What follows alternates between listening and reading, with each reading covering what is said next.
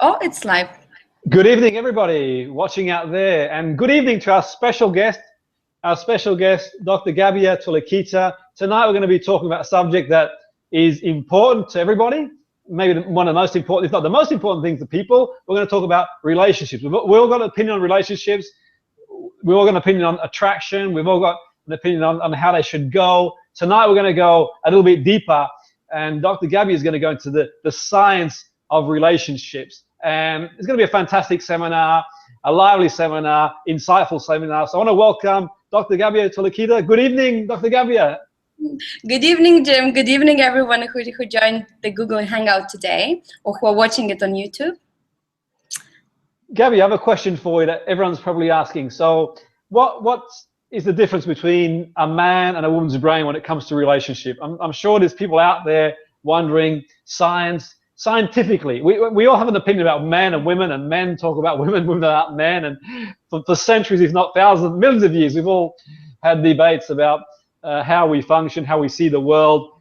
Scientifically, what are your thoughts? A man and woman's brain when it comes to relationships?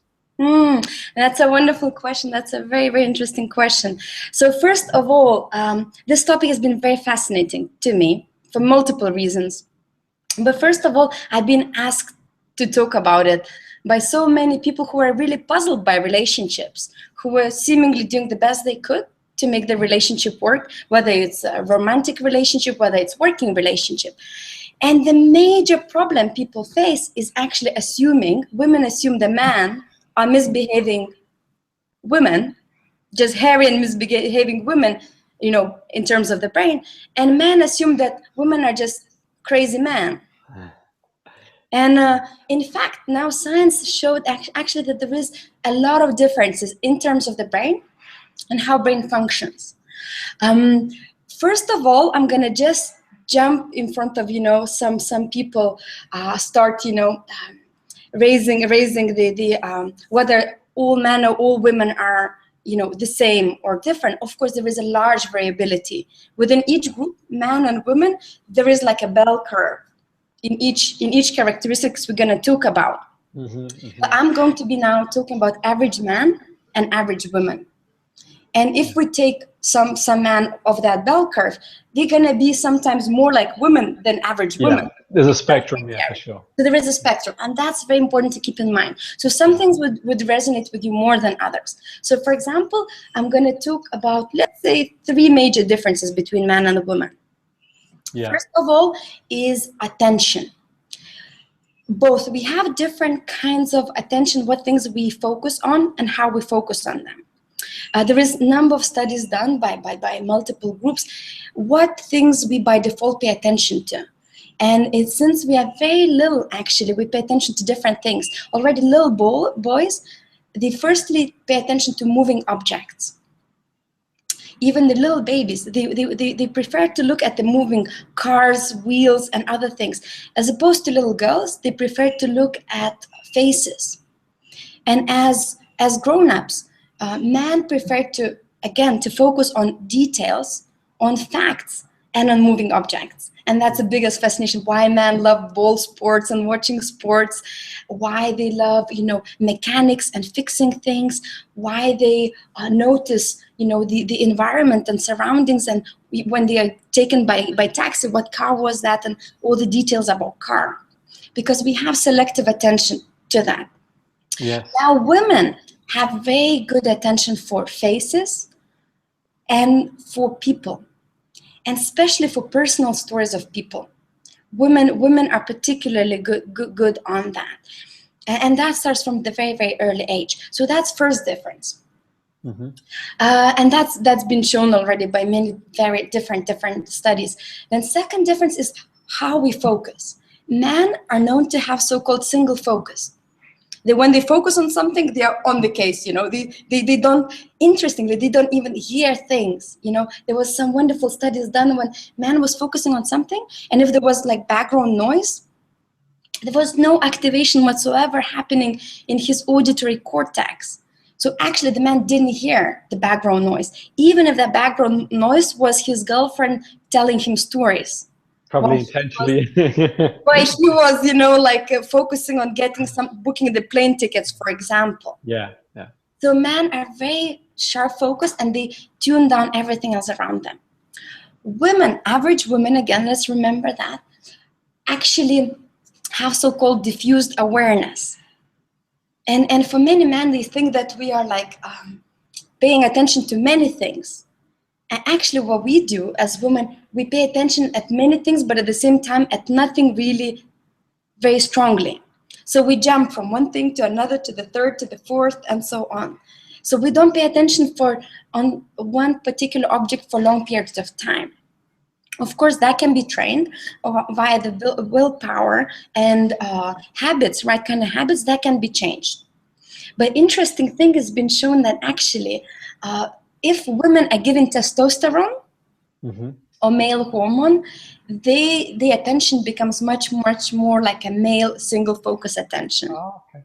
So now we know that actually that single focus attention is due to testosterone, and especially the high levels create more single-minded, single-focused man. Yeah, no, it's really fascinating. And what I find fascinating is that we've talked about it in other areas of development. And if we focus on the relationship side of things, we've got this, we talk about the primal brain, the 2 million-year-old brain, how old it is. Now, biologically, survival of the species, biologically, the brain is wired up to perceive threat and danger.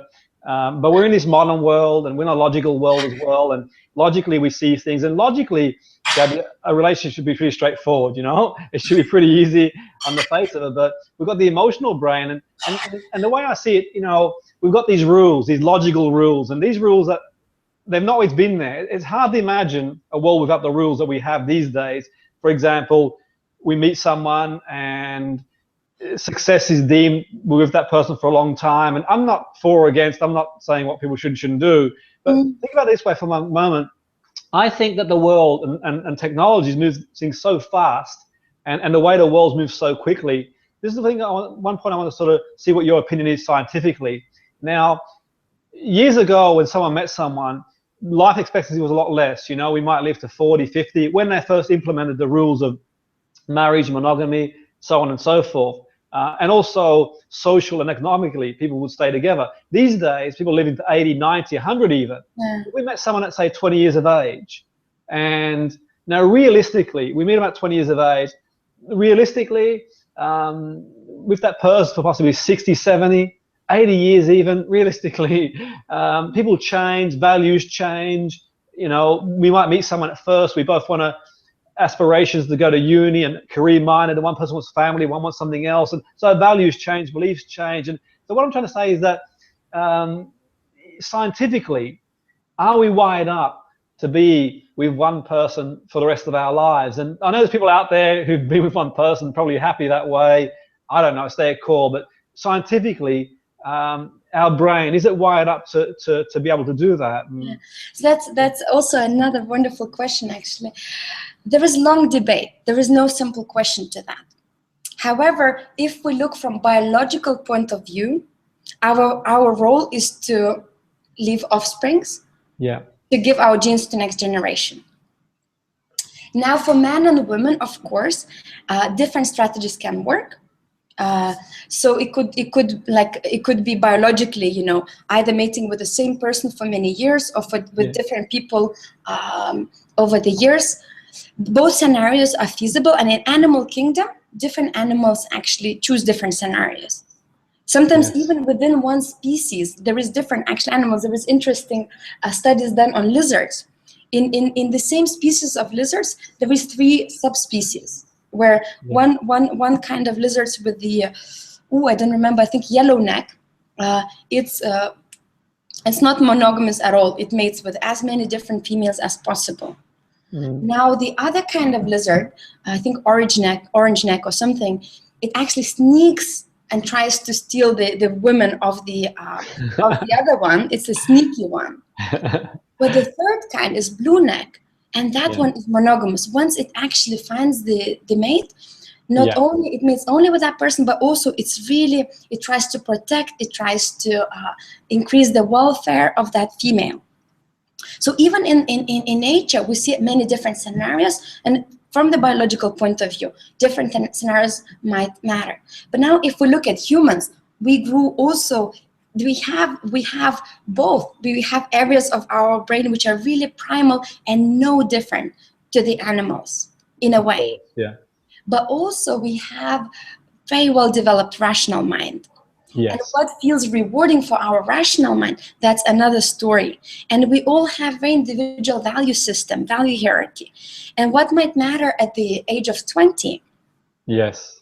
can be very, very different what matters at the age of 40, 50, 60. Yes. And at the end of the day, no matter how altruistic we want to be, biologically, there isn't such a thing as altruism. We all are selfish. And we only do things in order to fulfill our highest values, what truly matters to us. And if our values shift, that, gives out as a person has changed and the other person has changed. So sometimes the same person doesn't hit the same reward centers anymore, or we might not hit the reward centers of that person anymore. And yes. And I don't necessarily mean only in pure like pleasure manner, in more like intellectual reward, closeness. There's many, many different forms. Yes, that's a great point. And I'm glad you raised that point, because values and our beliefs, they are feelings, they carry emotion with them. And the interesting thing is that the logical brain, now we've got these rules, and we've got these rules, at least in the Western world, to the extent that how things should go. We meet someone, what the rule generally is, people get engaged, married, and so on and so forth, have family. Now, we've got these values, and these values, when we're born into this world, we don't have any values, so to speak. We model people, it's conditioning, beliefs, people around us. We see our parents, our carers. The irony is that from a values point of view, sometimes how far back do these values go, in the sense that the ideology of finding someone and that person being with you forever, if you think about it, these values are from a long, long time ago. The world's a different place than it used to be.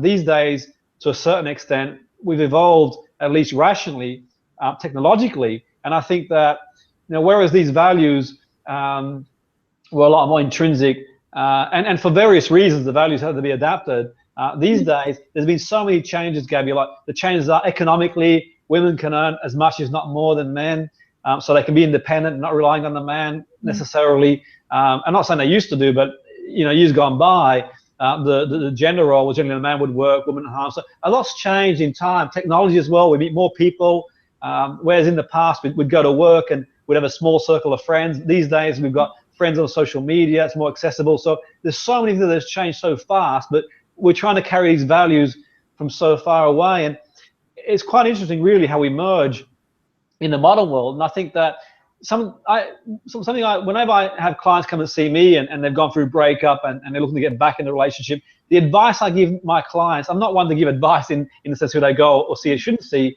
but I always advise that they love themselves first, that they find themselves first, they have an identity, because a lot of people tie themselves into the identity of somebody else. They find their own identity, they find a passion for life. And I think if you're at that place, that high energy vibration, you tend to draw people in that are like-minded, and you've got a better chance, I think, anyway, of the relationship being fulfilling, really, because you do see a lot of people, from what I've noticed. I'd like to see your point on this. My view is sometimes people go into these toxic relationships because they feel down. I had a client recently, he'd broken up after, I think, 10 years, and he said he couldn't function very well, but he wanted to meet someone new. Yeah. And I said, what are you doing about it? He said, oh, you'd been going on dates. And I said, but what are you doing about yourself, your own development? He goes, not a great deal. I said, are you exercising? Are you reading? Are you studying? Are you growing? He goes, no, I've stopped doing all that. I feel too down. I said, would you like to find someone who's down as well? And he's like, not really. I said, you go to that place first. You go to happiness first, and then you'll attract someone potentially who has got that vibe. And I put it in his court. I said, would you like to go someone who's really, really down and negative about life and cynical and bitter? Yeah. Definitely not. So what happens sometimes, I think people get healed at the wound, and almost like not falling in love, but falling in trauma, where they find someone, they thrive with that person, and then the oxytocin, the chemicals that are released in the brain initially, once they wear off, it's like bang.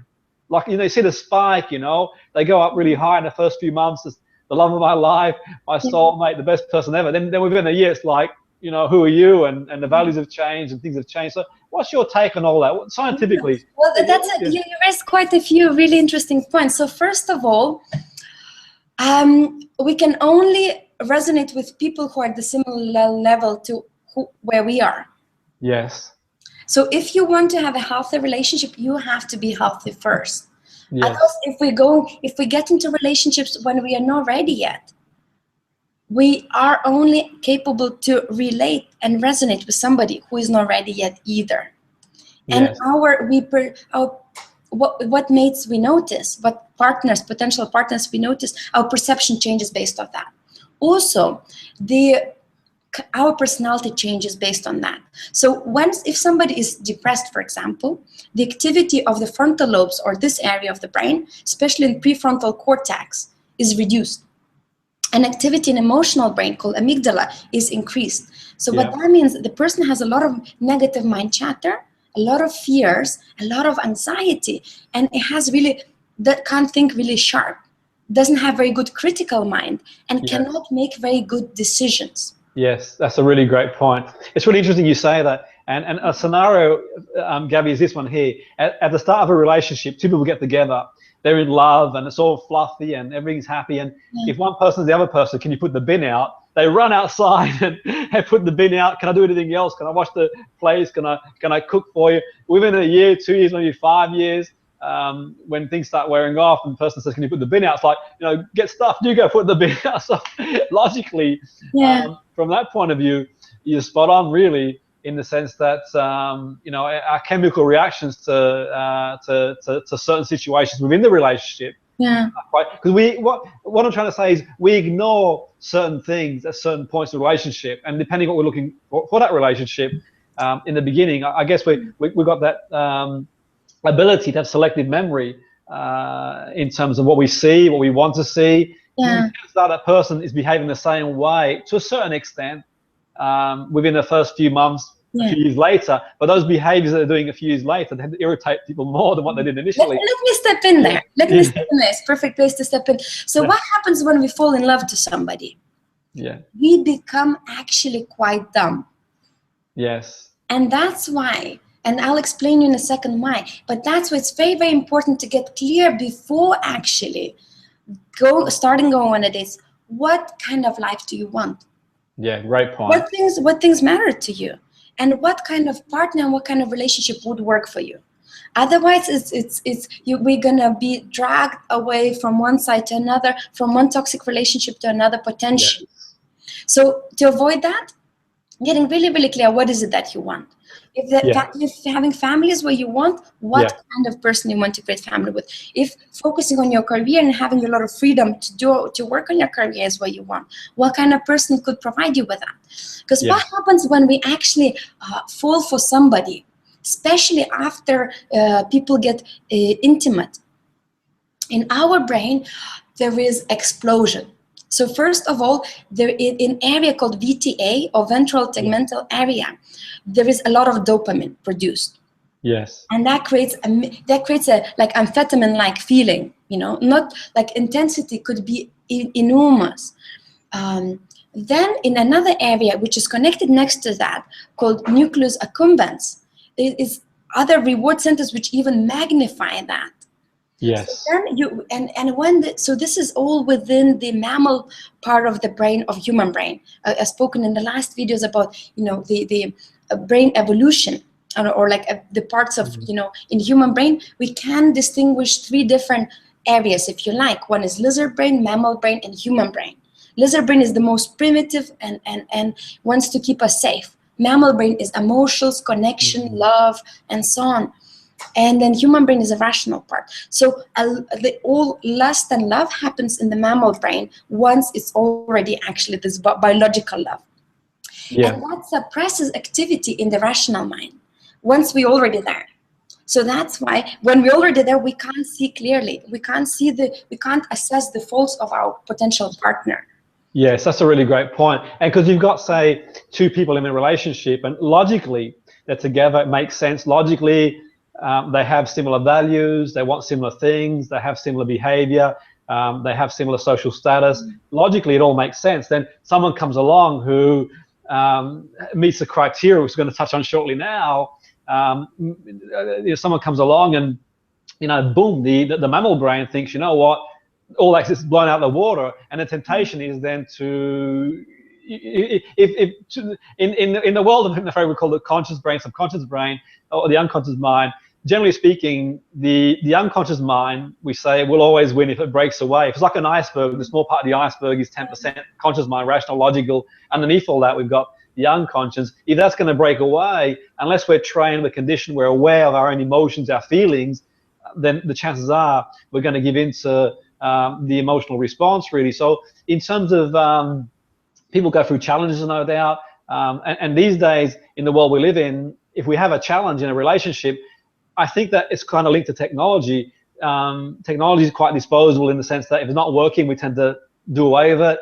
Relationships as well, you see people who, even if there's not really anything major going on, but someone else comes along and they've got a stronger biological drive for that person, they'll tend to, not everybody, but people can give in to temptation. And it's not just me saying that, Gabi. Look at the stats. Statistically, I don't have the top of my head, but the ratio of marriages that end up in divorce, but also on top of that, how many people are married or in a relationship that are probably sad or lonely than people outside a relationship. That's why I always point back to, if you're out there and you're single, you're on your own, and you're feeling, that the right thing is to be in a relationship, and because it's a kind of illusion as well, isn't it, too? We sort of put pressure on people. You should be like this, you should be like that. I always say to people, find yourself, love yourself, bounce, get the energy levels up, get validation of yourself as much as you can, and then whoever you bring into your life is going to be an extension of your happiness, really, which is key. So the question I'm going to put to you, criteria, man and woman criteria.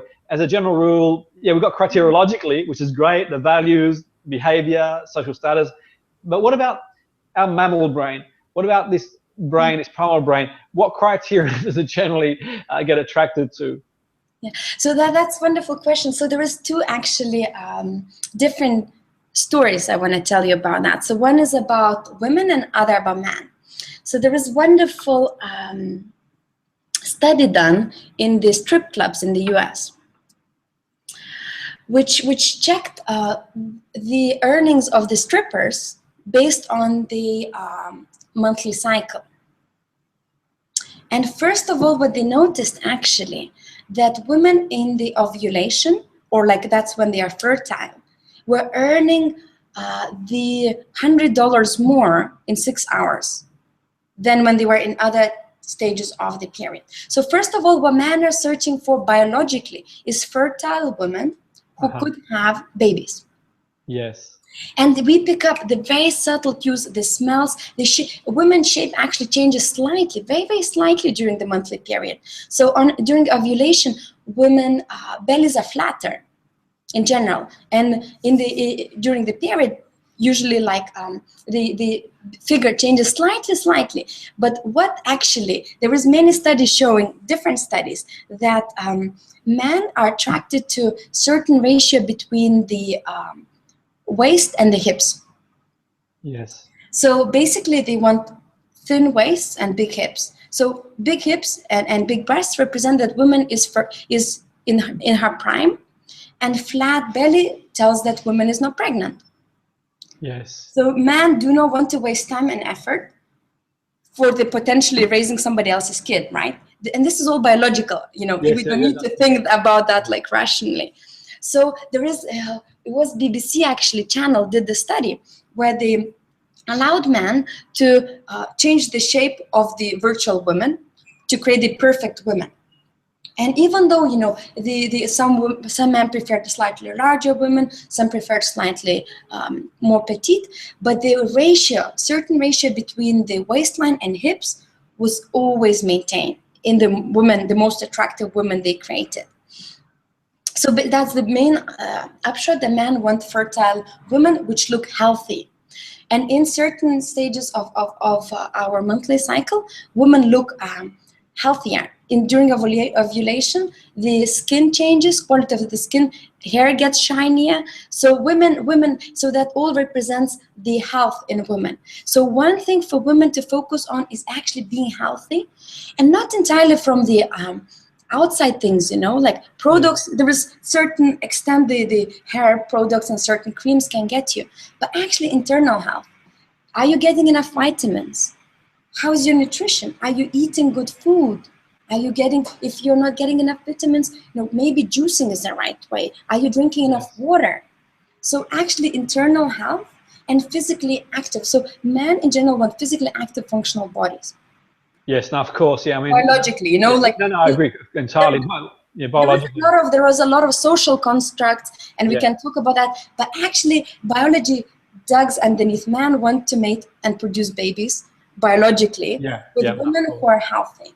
Yeah, and that sort of goes back to what I said before about the survival of the species, and really, you know, as much as we like to think that, you know, human beings, we like to think we're more significant in the world than animals. Really, we are animals, with the exception of our part of the brain. And we can rationalize, we can see logic, and obviously physiological structure, we can do things differently. But as a general rule, we've got a lot of primal drives, and I think for most people because people, when we talk about these things, there are people out there, and you mentioned earlier, it's a spectrum, some exceptions to the rule, and everyone's different, but like you said, there is, on that spectrum, some people who are going to be on one end and one the other, and there is that bell curve. But as a general rule, I always said to people, look at animals' behavior, look at what they do, and we're not too dissimilar to what they do, really, in that sense. And I agree, and I think also on top of that, it's just about being, it goes back to what I said earlier, it's just about being confident in yourself and just enjoying yourself, being happy. And because I think the more we try, the more we sort of focus on you know, how we should look, or we should be, and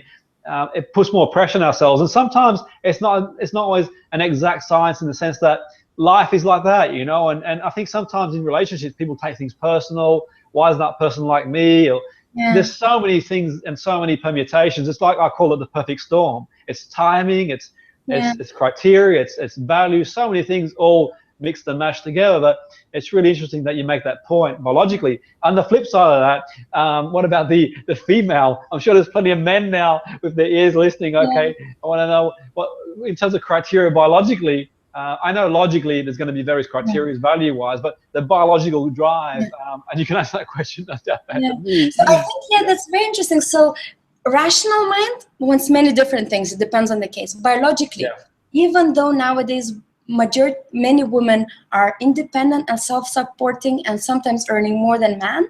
Yes. What we want in relationships, in the heterosexual relationships,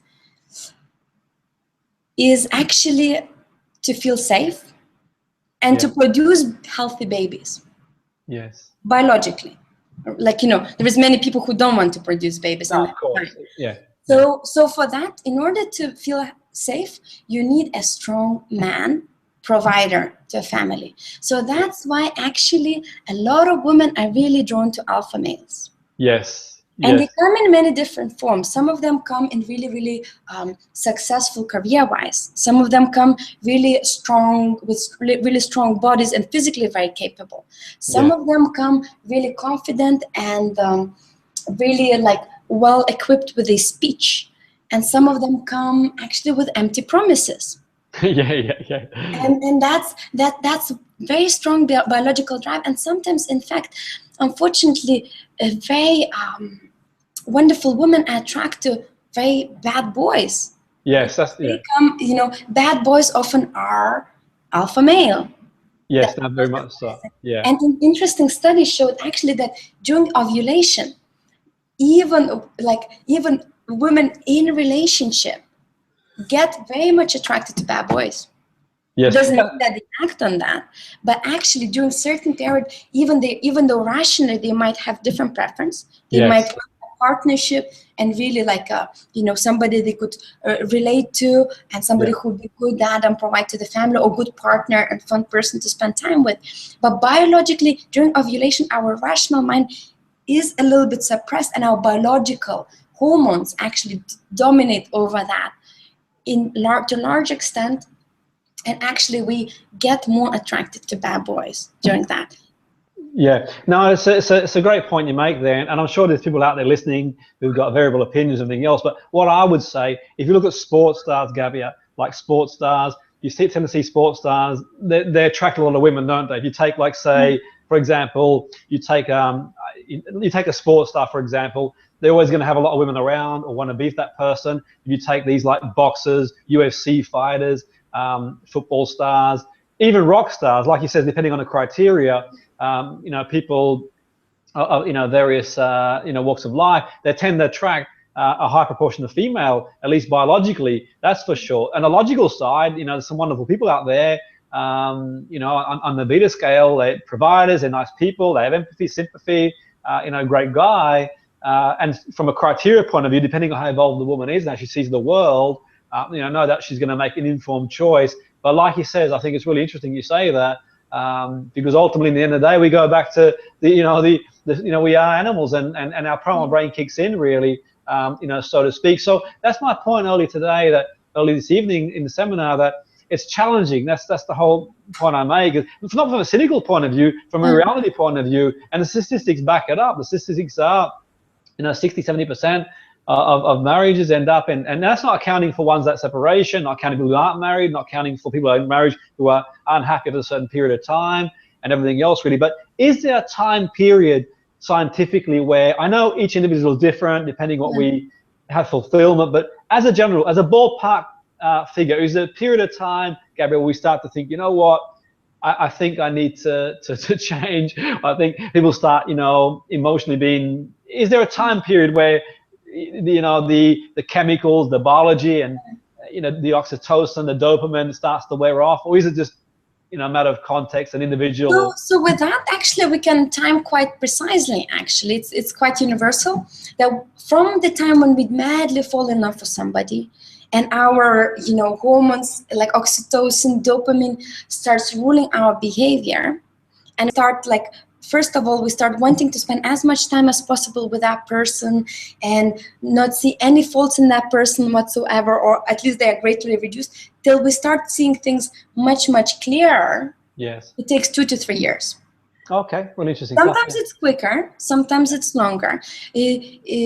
But if in most cases 2 to 3 years, actually that's when clear vision kicks in. So that's why if I was to make a decision, advice, I don't give advices. I think, especially in love, there is, you know, we all do the best we can in terms of love, and most of the times we screw it up in one way or another. So it's hard to give advices. But if I was to give advice, do not make any big decisions within 2–3 years of relationship. Yes, that's a great point, and that's a good point you make there, because I suppose it's context dependent too, and each individual is different. But as a general rule, let's say in the first few months, let's say loyalty is someone's top 2 values. They really want someone to be loyal, for example. In the first 3 or 4 months, when the person's so wrapped up in the other person, if that other person violates that value and they're not loyal, there's probably a bigger chance that they might delete that psychologically, that they won't focus on that and think, you know what, I want that, you know, we always see the classic case of someone meets someone early on, and the person they meet is not good for them, and everything else. Everyone's telling them they're no good, and they, you know, the person's so blinkered, they're so lovey, so fluffy, they don't want to know. 3 or 4 years later, if they're not loyal, bang, you're out the door, you're gone. So it goes back to earlier, we've got these values, and our core values, a value being, in this context, what's been important to us, what our driver is. You've got these drivers, and these drivers do change as well. And obviously, someone violates them for whatever reason, it's going to have an impact on us emotionally. And the more someone violates that, the more emotionally we're going to react and associate negatively to that person. And eventually, obviously, it will break down. But there is a spectrum. But interesting you say that 2–3 year period, because you do find that people can make a more rational judgment then. But then what about, they say, there's the other theory in philosophy that we run cycles of values in our life, and generally speaking, it's roughly 7 years. Every 7 to 10 years, as a general rule, not everybody, as a general rule, we sort of change. And the person that, you know, I was and you were, or anybody else was 7 years ago, is different to who we are now, in the sense that we're still the same person. Our identity may or may not have changed, but our drivers are different. Our values do change. At least they shift in a hierarchical point of view. But what's your take on, say, longevity, you know, cycles, 7 year cycles, we change, and what are your thoughts scientifically on all that sort of stuff? Yeah, so I think probably those 7 years quite correlate with the different stages of life. Yes. So especially in men, there is wonderful studies showing that men go through different cycles in life, and that can be compared to the metaphors such as a knight, a prince, a king, and let me tell you very briefly about it. For women, I think it's not as well separated. It's not as clear. Women also go through cycles, and different things matter in those cycles. But it depends which scenario you choose, whether you choose to have family or not to have family. That largely affects, and in which stage with that you are as well. So for men, for example, now we know that for majority of men, again, we're talking about, average of the bell curve, up till mid to late 20s, they are knights. They want to have fun. They want to, the peers, and fun is very, very important. They want to do things which are enjoyable to them. And some of the knights choose to focus on building career. Some of them choose to, work on the body. Some of them choose to have as many mates as possible. It's exploration stage. It's having fun and exploring what's right for you. But from mid-20s to, it varies actually, to mid-30s, late 30s, man enters so-called prince stage. And at that stage, man needs to figure, where is my kingdom going to be? And that many men choose career as the outlet of that. So they become really, really focused on building career. And we know that actually testosterone makes men much more competitive than women. Yes. Well, there is discussions about that. There is many variabilities nowadays. There is a lot of traditional. Let's take it traditional. Man, testosterone makes men very, very competitive. And we know from biological point of view, ranking in the pack is extremely important for male. Yes. Because women actually choose, the top dogs. Yeah, no, of course. Yeah, no, I see exactly. And I think that it's really interesting point you made there, because I think that you probably be able to explain it better than me. But I would think that a woman, generally speaking, isn't going to find a needy man really attractive, the sort of man that is really needy and emotionally and spiritually. And don't get me wrong, we all want someone to be there for us, and and so on and so forth. But I think a man that owns himself, in the sense that he knows what he wants, he's driven, he's focused, he's got his own life, he's on the way, and the sort of man that, can, to use an expression, who owns himself, who's confident in himself, who's happy within himself. And I think that from my experience and from a behavioral point of view and a therapist point of view, I tend to find that women tend to find that more attractive in a guy that actually is confident in himself, a guy that is sure of himself to a point that he's not needy, he's not wanting, he's not looking for that validation continuously off the female. He's happy with himself, really. What are your thoughts on that in terms of a female perspective? Yes, I think that's why the prince stage is essential for men. Yeah. Undergoing his own journey and finding his own land, his own kingdom, and growing in that step by step, whether it's career, whether it's physical health, whether it's some hobbies, but actually, man, really figuring out, what am I about? And actually getting to the certain stage of that and owning that.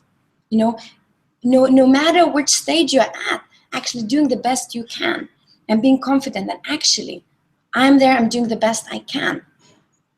There is, in that journey, man, a lot of times experience enormous stress.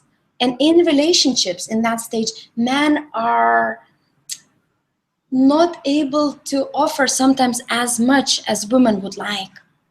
Of course, yeah. Because it's so focused for them, it almost feels that the success in that is life or death. And a lot of times, women might, that comes usually in the conversations as women saying like, oh, you're not paying any attention to me, you're not there to do stuff with me. And man is puzzled because he thinks he's doing the best he can to earn as much money for family as possible, to get in as high a position as possible, to get an as strong physical maybe body as possible.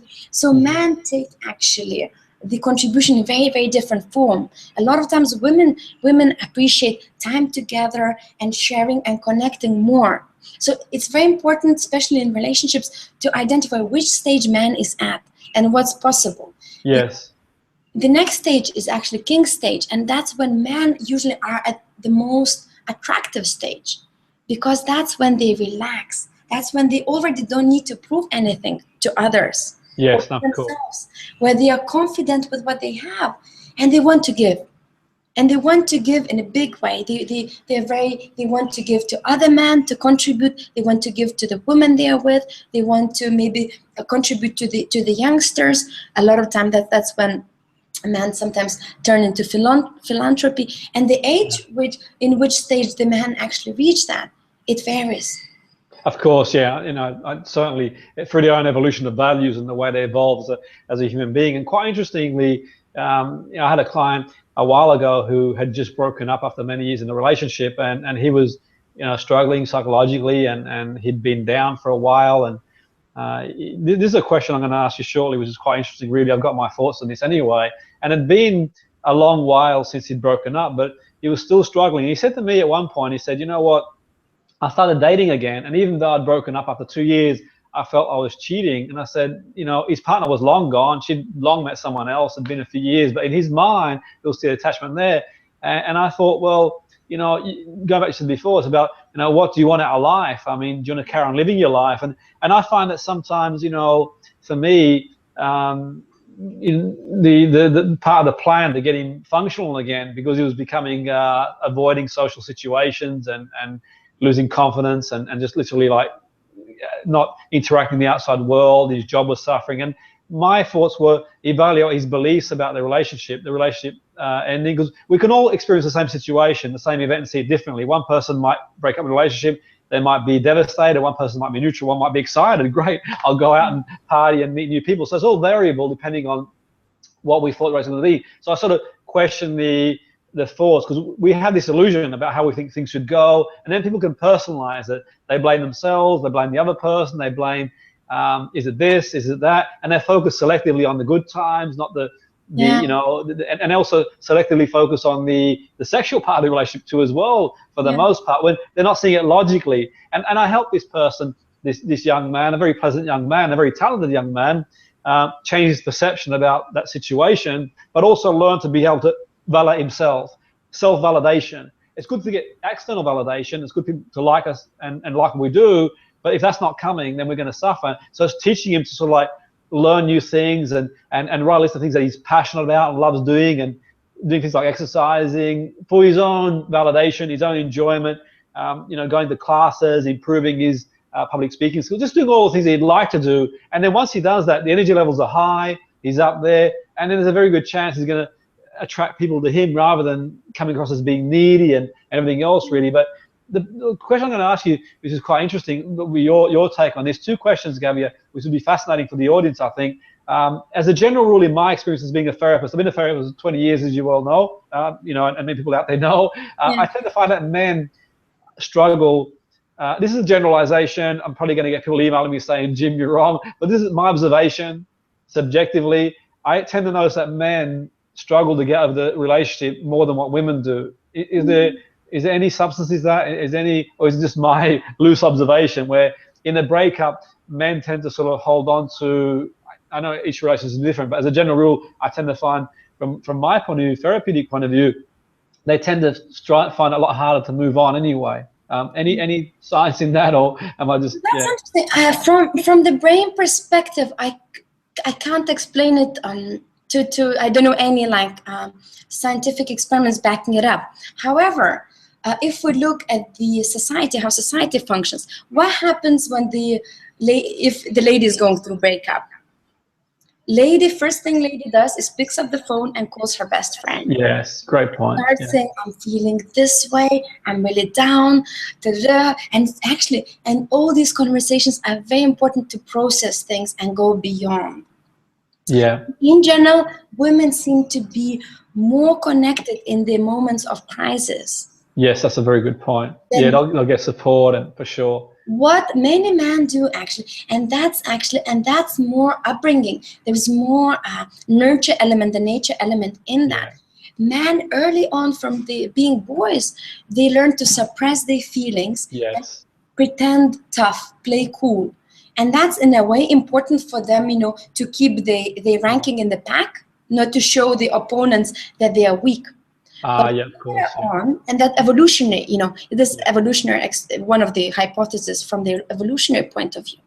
Yes. But that backfires a lot of times because, we also add a lot of times from families or society, man up, be strong. Yeah, of course, that shaming sort of, exactly, I agree. And I think that they then struggle to get out of that phase of that denial phase, in the sense that questioning and personalization and blaming and everything else. And then they don't sort of go through those range of emotions, or at least they're not as open as a generalization than maybe a woman might be to seek external help. And I really would urge anyone watching this program this evening, it's all not trying to treat anybody, it's all case formulation, it's an educational seminar. If you are going through a breakup, and you're a man or a woman for that matter, do get help, do talk, go find someone to talk to, even if it's just a friend, or even if you go and see a professional, or log on, check into a GP, but do get help, because obviously in certain situations, chemically, from a primal point of view,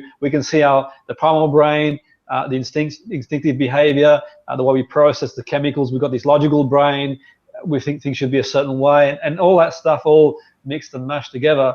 We can hypothesize over various scenarios, and the hypothesis generally isn't always a good one, in the sense that we don't tend to hypothesize as a general rule that, if it was a good relationship, we wouldn't be apart. I'm free now and go out and do whatever. We tend to think the worst scenario isn't me, that I do something, everything else really. So I would urge anyone, like he says, to definitely talk. But what I was going to ask you as well. Just a second, actually. Let me add something. I just remembered one fact. In fact, structurally, women and men brain have some differences. Again, there is big variation and it overlaps. But one area of the brain is significantly larger in man than in women, and it's called amygdala, or our emotional brain. Yeah. And amygdala causes a lot of anxiety. It causes a lot of worrying. It causes those primal fears. And in man, that's larger. So in fact, man feel things stronger. Yes. However, if it's suppressed, it doesn't get fully processed. Of course. Almost like, cuts off. Great activation, And that's why actually sharing with other people, and remembering that we all been there, all of us, no exception, have been going through breakups, and all of us suffered to great extent. And realizing that we all are the same, and actually connecting, vulnerability is very, very attractive in man. That's what many men don't know, that actually being honest and vulnerable, it's something what really turns women on. And the beauty is when you face the trauma of any trauma for that matter, it brings growth. We grow, we evolve. There's a beauty in that realization, in going out of the denial phase and almost embracing the trauma, in the sense that letting the emotions run their course, and this too shall pass, and while they're running their course, I'll be proactive, I'll rebuild myself, I'll reinvent myself, I'll change my identity, I'll become myself again. Because after a relationship, as well as all that, there's the identity crisis too that people have, and in terms of how they value themselves, and they question themselves, and generally speaking, most people, it's almost like one entity. And that's why I think certain relationships aren't really healthy, because it's almost like the two people become one person, where you should still keep your interests, you still keep doing stuff that you enjoy doing. If you lose all that, then you're open. But I have a thought for you, Gabi, and I'd love to see a study on this, because as an observation, the point we made there, I felt through my experience of being the therapist of all these years, I felt in my mind, and if we think amygdala, anyone watching out, amygdala, think fear, think fight, think millions of years ago we had saber-toothed tigers, we'd fight them, we'd freeze, or we'd run away. I'd be the one, I'm a runner, sprinter, I'll be the one that runs away. I'll freeze. There's no saber-toothed tigers unless you go to some town centers.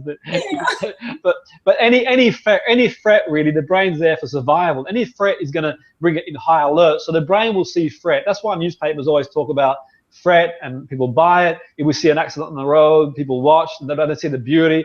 So from the point of you mentioned that amygdala, what I felt primarily all those years ago, for survival of the species, where the woman didn't have as much time to as well as that to mull over things and stew over things, and from a reproduction point of view, to keep the species alive in as many years ago, the woman really had too much time, because the man would go out there and hunt and gather, and if he got eaten up by saber-toothed tiger, she couldn't mourn him for a long period of time, and says it's got to survive the species. And equally, in the end, the man, if it survives that saber-tooth attack and it becomes debilitated, then the woman in primarily would go for a man who can reproduce if he couldn't do that already anyway, and he felt devalidated. So we've got this primal loose observation. That's wonderful hypothesis. From evolutionary point of view, it makes perfect sense. Exactly. And that's what I said earlier about this, this modern day world, and it just causes so many complications when really we should just keep things simple and be free and to whatever. I suppose, a couple of other questions, because we're sort of running out of time now. So why do some people prefer one partner? Why are some people more promiscuous and they prefer to have multiple, if not more partners? What's the differential there? Gabi, what are your thoughts on that? Oh, that's great. There is some wonderful new studies, quite recent studies done in Sweden, which got some insights from animal studies, because in animals, there is some animals, as I mentioned, which choose mating with as many partners as possible, and others are monogamous. And in fact, as we know, in human beings, there is variability in that too. And now there is one hypothesis actually that, so we as humans have many different hormones in our bodies and different chemicals in our brain. So men have completely different cocktails of hormones as women do, and that's what causes most of differences in behavior, not really structures as self. So men have this hormone called vasopressin, and that's what's responsible for monogamy, actually, for choosing a partner and protecting a partner and making sure the partner is well and making sure the offsprings are protected too. And now we know that there is variability in the receptor of this hormone within the male brain. So some men have longer genes for the receptor, and some men have shorter genes. And the ones with the longer genes usually are more likely to have short bachelor life and commit fully to relationship early on and be really focused on that relationship. Yes. And the ones with the shorter, actually, vasopressin receptor gene, they tend to be more promiscuous and tend to take really long time to tame them down. Yes. So there is even a joke between, female scientists that the longer, the better in terms of genes. So there is some very biological variability, and for some people they have natural predisposition. But now we know that as humans we are not only animals. We can have there is multiple, and that causes the most frustration, because sometimes we have our animalistic drawings. Yes. And a lot of times for female is bad boys. Yeah. And a lot of times for man is mate with as many female as possible. Yes. And we have this rational mind with different wonderful aspirations, and they are often in conflict. Yes, no, very much so. That's what creates actually human love relationships complicated. Yeah, no, very much so. And what about when two people make love, for instance? What chemically goes? What are the difference between a man and a woman? There's long-standing debate, and people perceive things differently, and women think men are just interested in one thing, and vice versa. What's your take on that scientifically? What's the So there is some recent studies actually of people masturbating in the brain scanner, or in fact the partner was doing that for them. They show that actually in man brain and women brain, when they're experiencing orgasm, very different things happen. So initially, the whole brain lights up. There was like explosion of chemicals and of activity in the brain. And shortly after that, it's quiet. The brain gets really, really quiet. And for men and women, the same happens, except that actually for women, the activation is even stronger. So it means that actually the areas of the brain which are responsible for worry are completely shut down. They're completely quiet. Responsible for logical thinking and good decision making, quiet. And for women is even more pronounced than men. Again, there could be by evolutionary explanation that one of the pair needs to stay active in case there is a tiger coming. But there is hormone in which hormone actually? Just let me think. I think it's oxytocin in oxytocin or prolactin in man brain, where often after orgasm causes man narcolepsy. And a lot of times, there is some anecdotal studies of women taking it very personally that, is he bored or is he selfish? But actually, it's very biological. It's very, very biological thing. You might have saved a number of relationships there. There is another thing is to save more relationships. There is also what it takes for men and women to have sex. It's different. Women want, usually biologically, women want love first and sex next. Yes. Men fall in love as the successful sex repetitively happens. Yes. So there is different sequence actually biologically.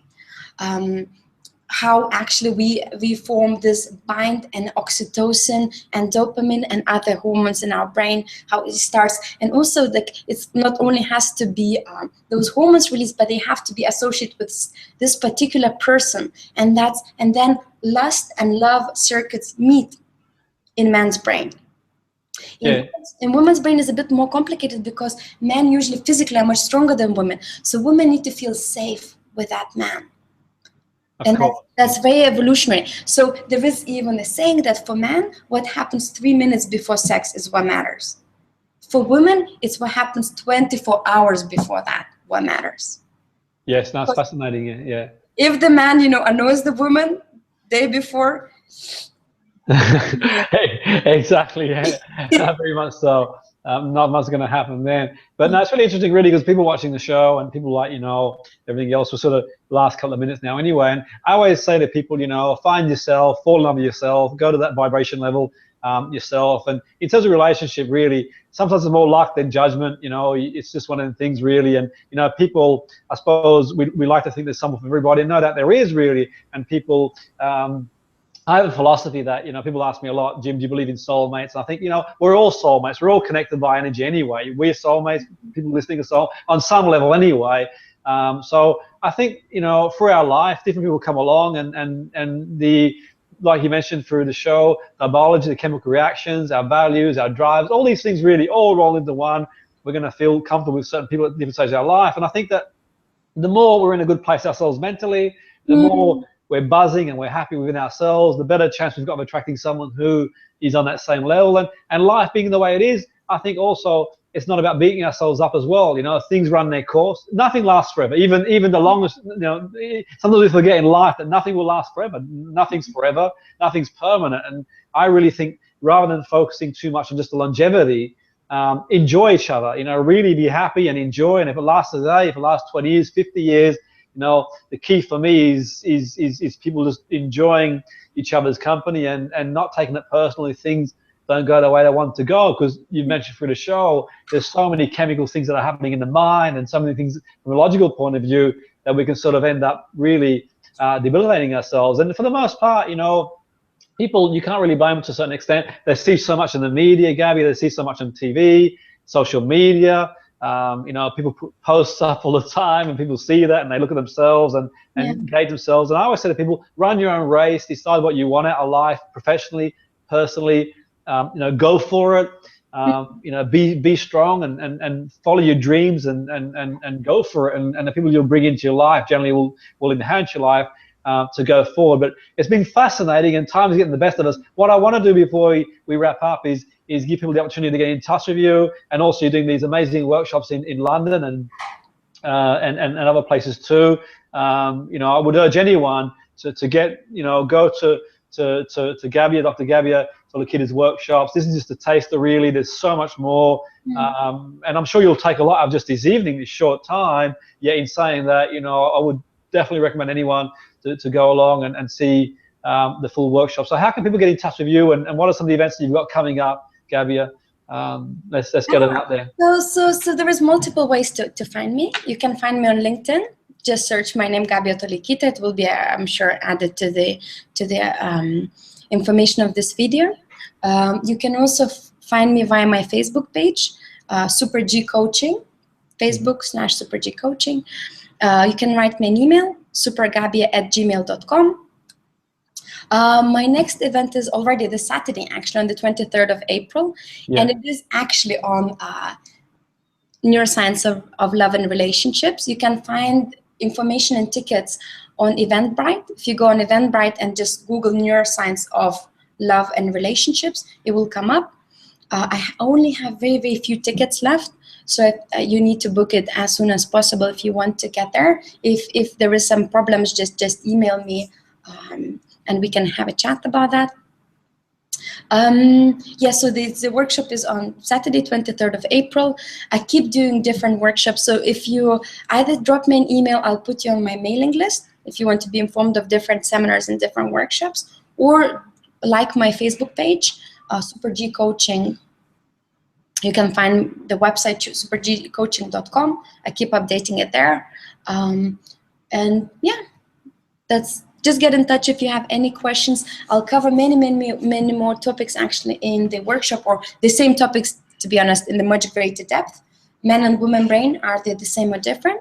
What happens in the brain when we're in relationships, when we're in love, and during intimate relationship, how that actually changes our brain chemistry, our thinking, why do we go through toxic relationships, how to get out of that circle, and so on and so forth. So just drop me any questions that you have. Yeah, no, absolutely fascinating. I've really enjoyed this evening, and it's been a pleasure having you on the show. And you know, we reached a close now, and I want to thank everybody for tuning in. Hopefully you've all enjoyed it. Get in touch with Gabija, get to the workshops, or you know, if you get in touch with me, I can point in that direction as well too. And remember that there's never been another you, there'll never be another you, and there's no other you in this genetic form in the world anyway, out of billions of people anyway. So you're unique, and believe in yourself, and love thyself, and go out there and make a difference, and enjoy life. So thanks again, Gabi, and thanks again everybody for watching. Until next time. Thank you very much, and thank you all who tuned in and who checked it out. All the best. Take care. Thank you. Bye.